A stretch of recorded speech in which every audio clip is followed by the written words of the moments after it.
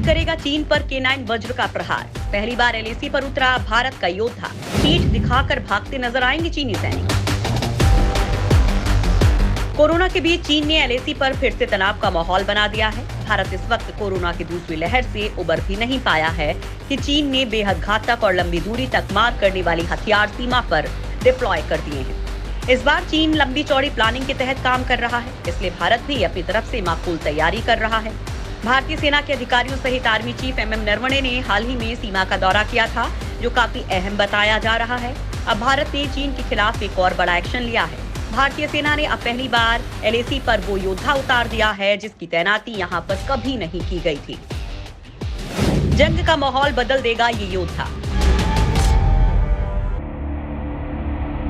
चीन ने सीमा पर नए सैनिकों के साथ साथ भारी हथियारों को डिप्लॉय कर दिया है, तो वहीं भारत ने भी नए सिरे से सैन्य तैयारियों को तेज कर दिया है। इस कड़ी में भारत ने अब बेहद खतरनाक और जंग का माहौल बदलकर रख देने वाले K9 वज्र तोप को तैनात कर दिया है। खुद सेना के उधमपुर स्थित उत्तरी कमान ने सह सेना प्रमुख के साथ इन तस्वीरों को साझा किया है। सह सेना प्रमुख लेफ्टिनेंट जनरल CP मोहन 3 दिनों के लद्दाख के दौरे पर हैं। इस दौरान वे लेह स्थित फायर एंड फ्यूरी कोर के मुख्यालय का भी दौरा कर रहे हैं और चीन से सटी वास्तविक नियंत्रण रेखा पर तैनात सैनिकों की ऑपरेशनल तैयारियों का जायजा ले रहे हैं। इसी दौरान LAC की एक फॉरवर्ड लोकेशन पर सह सेना प्रमुख को K9 तोपों की तैनाती के बारे में भी जानकारी दी गई।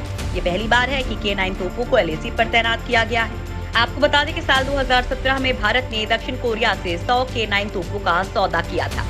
इन तोपों में से कुछ सीधे दक्षिण कोरिया से ली गई थी और बाकी गुजरात के हजीरा में L&T कंपनी ने कोरिया की मदद से बनाकर सेना को सौंपी थी।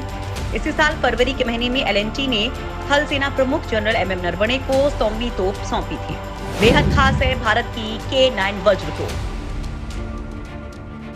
खास बात यह है कि ये सेल्फ प्रोपेल्ड आर्टिलरी गन है, यानी इन तोपों को किसी ट्रक या किसी दूसरी तरह से खींचने की जरूरत नहीं होती है, बल्कि इनमें टैंक की तरह व्हील्स लगे होते हैं और खुद रेगिस्तान और पहाड़ों तक ये दौड़ सकती हैं। सहसेना प्रमुख का लेह लद्दाख का दौरा ऐसे समय पर आया है जब शुक्रवार को ही जनरल नरवणे का बयान आया था कि LAC पर एक तरफा कार्रवाई मंजूर नहीं है और चीन की किसी भी घुसपैठ का मुंहतोड़ जवाब दिया जाएगा। खुद जनरल नरवणे ने पिछले महीने लेह लद्दाख का 2 दिनों का दौरा किया था। यहाँ तक कि शुक्रवार को जब vice chief lieutenant general Mohanty Ladakh का दौरा कर रहे थे, तब वायुसेना प्रमुख RKS भदौरिया भी लेह में मौजूद थे। वज्र के बाद advance towed artillery gun system. आपको बता दें कि भारतीय सेना में बोफोर्स तोप कांड के बाद साल 1986 से कोई भारी आर्टिलरी शामिल नहीं की गई थी। इस लिहाज से 100 K9 वज्र टी तोपों को सेना में शामिल किया जाना बेहद अहम माना जा रहा है। K9 वज्र के अलावा धनुष MM777 अल्ट्रालाइट हॉवित्जर तोपों को भी सेना में शामिल किया जा चुका है। अब सेना में शामिल होने का अगला नंबर DRDO की तरफ से विकसित की गई advance towed artillery gun system का माना जा रहा है। कितना खतरनाक है K9 वज्र हॉवित्जर? K9 वज्र स्वचालित तोप दक्षिण कोरियाई हॉवित्जर K9 थंडर का भारतीय संस्करण है। ये 38 किलोमीटर की मारक क्षमता वाली K9 जीरो रेडियस पर चारों तरफ घूमकर वार कर सकती है। 155 mm 52 कैलिबर की 50 टन वजनी तोप से 47 किलो का गोला फेंका जाता है। इसमें 15 सेकंड के अंदर 3 गोले दागने की क्षमता है। मेक इन इंडिया से निर्माण 80% स्वदेशी।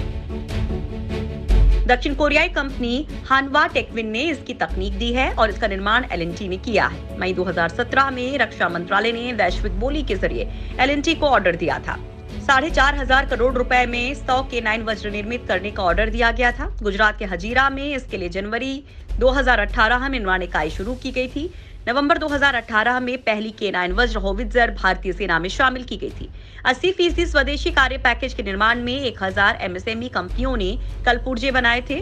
13,000 से ज्यादा पुर्जे हर तोप के लिए 4 राज्य गुजरात, महाराष्ट्र, कर्नाटक और तमिलनाडु में बनाए गए हैं।